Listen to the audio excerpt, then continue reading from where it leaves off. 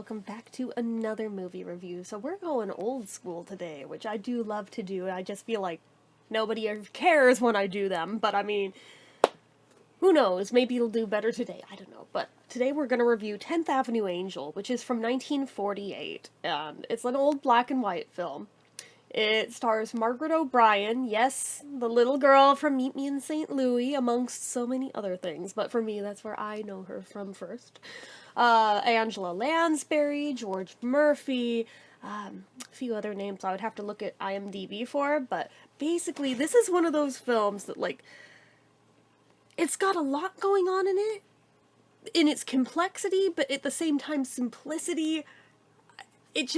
It works really well, and it's such a beautifully told story in a way that has the innocence of childhood as well as just like the stark, shattering reality, the crushing blow of when you find out how the world actually is. It just. Okay, so Margaret O'Brien's character basically is like this precocious little girl that is like wise beyond her years in so many ways, and she's all up in everybody's business all the time, up and down the street that she lives on, and everyone knows her, everyone loves her, or hates her, but she's one of those kids that I don't know. I think I related to it because it reminded me a lot of how I was as a little kid, all up in everyone's business, need to know everything about everything all of the fucking time. Felt like I knew more than everybody else about everything all of the time, even though I was a little freaking kid and I probably didn't actually, but convinced a child of that. Always wants to be like the big helper, wants to be the hero, wants to be the problem solver, the fixer, you name it. She's it. So, she's, like, ingratiated so into just the ecosystem of this, like, community. There's other stories going on along the same time, like, this guy just got out of prison. This kid doesn't know he was in prison, though. They told her he was traveling around the world, and they do not want to shatter her worldview by letting her know the truth. So this is, like, a tightly guarded secret. And he's trying to be good, he's on parole, it's like that. There was a girl, Angela Lansbury's character, who waited for him while he was in prison for him to get out, and now he just wants to start fresh and doesn't want that kind of baggage tied to her. He doesn't want to do that to her. He feels like once his parole is up, he just wants to, like, leave town and start fresh somewhere else. New start, new life, as much as that hurts, because he does love her, but he doesn't want her to have to deal with the repercussions of his actions. So all this is going on. They're guarding it all from the kid. The kid thinks these two are gonna be married, and they're trying to explain to her why they won't without actually being honest about this. And there's just a whole lot going on here. Now, he's also trying to just make his way in the world while he's on parole, and trying not to get mixed back up in the very things that got him sent to prison in the first place. He knows he's not allowed to go back to his taxi driving job until his parole is up. But again, they can't tell the kid why he can't drive them, so he's just like a lowly car washer after he's out of jail and everything.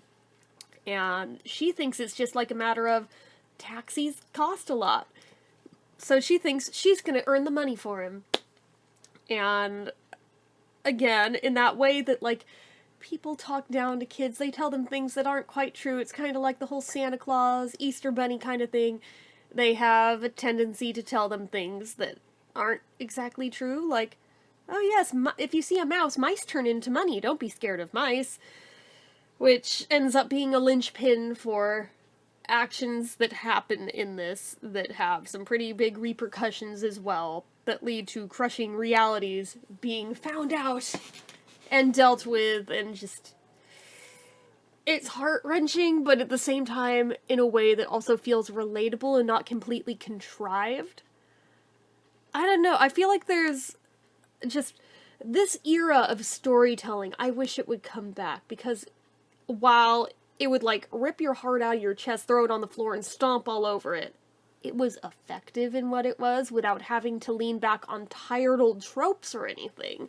And that's exactly what I love about classic Hollywood films. So, I'm trying not to give away all of the plot because I want you to have a reason to seek it out and go watch it. I watched it on TCM. I mean, it's got to be online somewhere. I think you can rent or buy it from Amazon if I'm not mistaken, and it's probably elsewhere online too.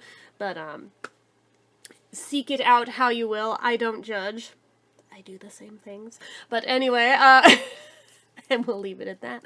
But anywho, it's a really beautiful film, and honestly, I feel like this is one of those films that really highlighted just how good a child actress that Margaret O'Brien was. Because I feel like, yeah, we know it, but she doesn't get enough credit for it. Like, she does in a couple roles, but those are like the defining ones, and people don't really talk about much outside of those couple. So this is like a really good example of, like, she was excellent in this. I was just like, damn, you don't see child actresses that are that good that often. It's rare, few, and far between, because most kids cannot do it. But she could, and this really perfectly frames it, and since she's the main character here, it really gets to shine. Even the trailer for this movie is really charming if you even just seek that much out. But, I don't know, I fell in love with this. I had never heard of it before. I just took a chance on it when I ran across it. I read the synopsis and it sounded interesting, because the synopsis was, while a man was in prison, a little girl who was very close to him was told that he was traveling the world. What will happen if she discovers the truth? There's, you know, that's pretty open-ended. I was like, what the hell? I mean, it's a short movie. I'll watch it. I think it's like about an hour or so long. So I was like, why not? Why not?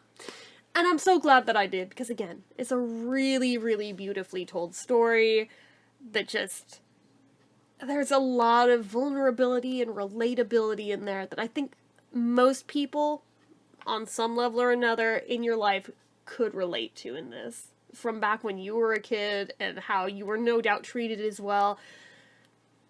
I think it's quite telling, and I wish this era of storytelling would come back, because it was so good. It was so good. Anyway, for me, this movie is like a full-on 5 out of 5 stars. I'm in love with it. I want to, like, buy it now. I was, like, really surprised how much I liked it, because normally I'm not that into the ones that are, like, child-led. This is an exception to the rule. This one's a big exception to that rule. So, anyways, I don't know what else I can say about it, really, other than you should go check it out. So, anyways, that's it for this one, guys. So, as usual, you know what to do. If you like this video, go ahead and give it a like. If you're not already and you'd like to be, click subscribe. Hit that notification bell icon so you never miss an upload. Leave comments down below. Make sure you're following my social media accounts, my Facebook fan page, my Twitter, my Instagram, my eBay, my Reddits, everything and more. It's all down below. And if you like what I do here on this channel and you'd like to help support it, the donation link, as always, is down in the description. Get your name on the end card for a month from the time of donating. Anyway, guys, till next time, see ya.